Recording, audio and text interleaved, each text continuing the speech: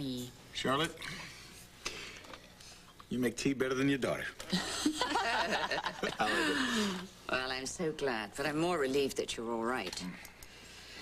You know, I don't want to go on about this, but can you explain to me what happened to you at Brynwood? I mean, I read in the papers that there was a terrible explosion and that the building was destroyed by fire. Yes, it was completely destroyed. But, Sash, why were you there? I mean, after all this time. Brynwood is not a hospital. Alexandra, you were there as a patient. Charlotte, it's a front. A front? Yeah. A front for what? For a covert organization that we know next to nothing about. Yet. They were using it as a training facility, and we believe that they were involved in some kind of mind control. I mean, we're not entirely sure. Mind control? I've been having these memory flashes about the time that I was there, and vague, unconnected things, but they did something to me when I was a patient. I just don't know what. And you think that this person, Guy, that he was part of this? Yes. Yes. We just don't know how. I mean, when I was struggling with him, I remembered that I knew him, that he had been there at Brynwood at the same time that I was. And he said he trained me. Trained you? For what? I don't know. And then the gun went off, and Guy, or whatever his name was, is dead. This is just horrible. It was an accident, Mom. I killed a man. But that wasn't the first time.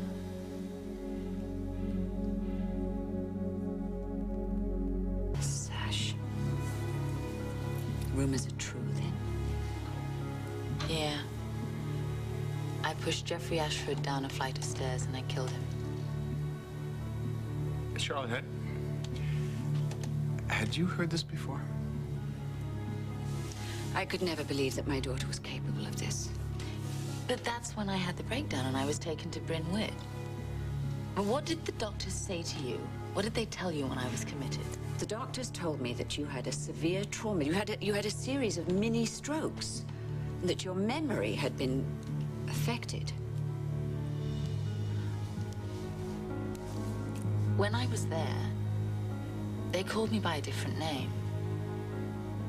A different name? Yeah. They called me Anna. Anna Devane. Did you ever hear that before? Anna? No. Anna, I have a feeling that there was a child involved. A child? Yeah. I have a memory of hugging her, little girl. Oh. Dear. You used to come to visit me at the sanatorium. I mean, what was it like? Oh, it was very, very depressing. You don't remember anything at all? No.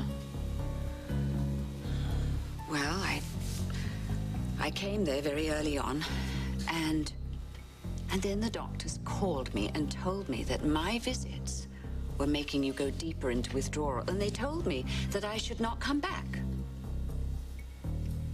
So you didn't? No. I mean, I just did what the doctors told me. Oh, I'll get that. Don't worry. I got it.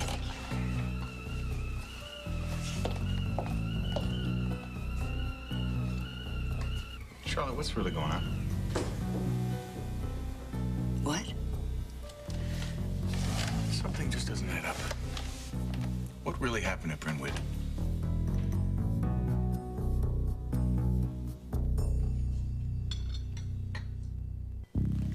Charlotte, what you did is incomprehensible to me. Edmund? Your daughter, your only child, she had a nervous breakdown. She's being treated at a mental facility close to your home, and you only visited her once? Well, if you describe it like that, it sounds utterly heartless, but that's not what happened. It's not. No, of course not. I was worried sick about Alexandra. I called every day to see how she was. I went repeatedly to Brynwood, and the doctors constantly told me that I had to leave. They told me that my presence agitated her, and then eventually they told me not to come back at all. You accepted that?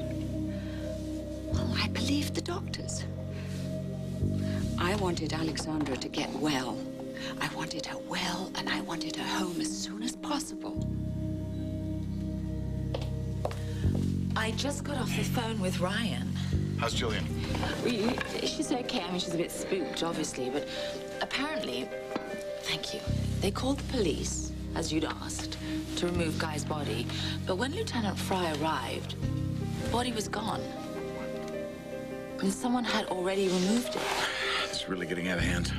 You know, I think that you should contact the American authorities, the CIA, FBI. They'll be able to take care of this. Shh.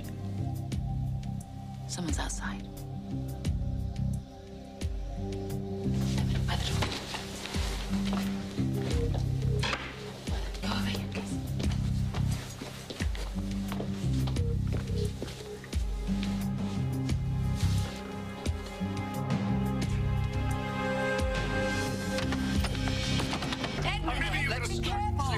Let's all stay calm, shall we? Don't move, please. I'm Inspector Foster from Scotland Yard. If you'll allow me to remove my identification, I can prove it to you. Allow me, please.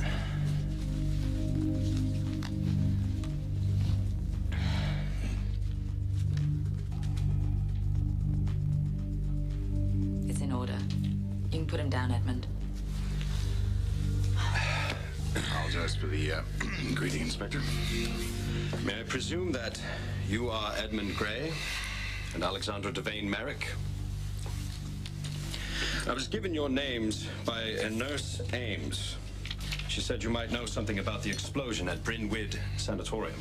Yeah. Well, we're very glad you're here. First of all, Inspector, it's not a sanatorium. It was a front for some sort of covert operation. I know how it sounds, but it's true. We don't know who these people are, but they threatened to kill us on more than one occasion. Perhaps we should start from the beginning.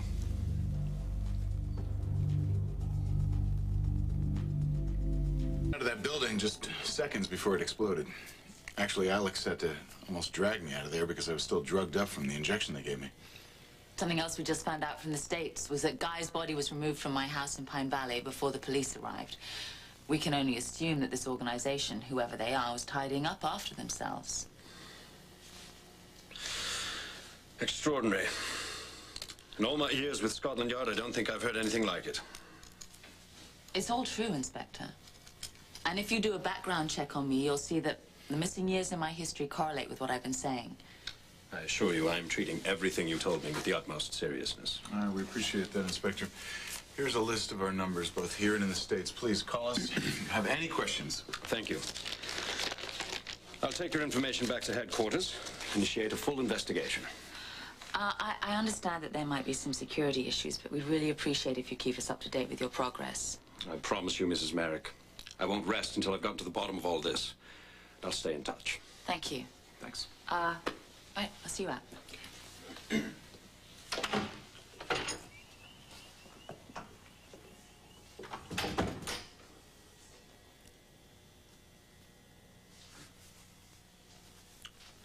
Sorry I got you in this mess. No, don't apologize. I feel so overwhelmed that all this has happened to my daughter without my knowledge. Secret training, brainwashing. Should have taken better care of her. She's remarkably strong. You know, I'd like to believe that all this is for a reason. And that everything that's happened might ultimately benefit her. I don't understand. Indulge me for one moment.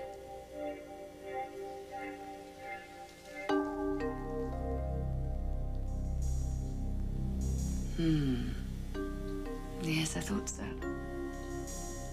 Thought what? Oh, forgive me for being cryptic. It's a bad habit of mine. Comes from living on these moors too often. What I was trying to say is that maybe everything that my daughter has had to endure is that so that she could meet you. You love Alexandra, don't you? I love Alex. You could tell that just from looking in my eyes? I'm rather good at reading people. I could tell from the first moment I saw you together, and you're very protective with her. Well, maybe I'm just chivalrous. Oh, no, it's much more than that. You were very challenging earlier on about how many times that I had visited her at Brynwood, and that told me how much you cared about her.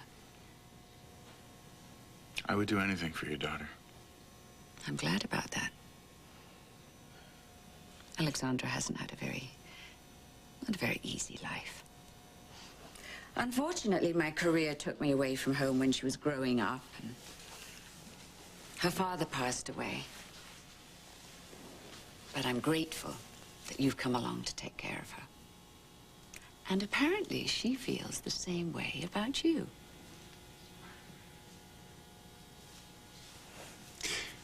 Alex deserves to be happy. You know, when she smiles, she just lights up. I think the best way to ensure that, take her back to Wildwind. Help her forget all this turmoil in her past. She's forgotten too much, Charlotte. That's the problem. She needs to remember. She needs to remember why she was in Wales. I mean, what was that training for? Why did they do it? Well, but realistically, there's nothing you can do. I mean, Brynwood is rubble. Scotland Yard is already conducting an investigation. They'll contact you as soon as they have something. Oh, you'd both be better off in the States. Mm-hmm. You're probably right about that. Well, after all she's been through, I think it's time for her to get on with her life. What? What? What did you just say?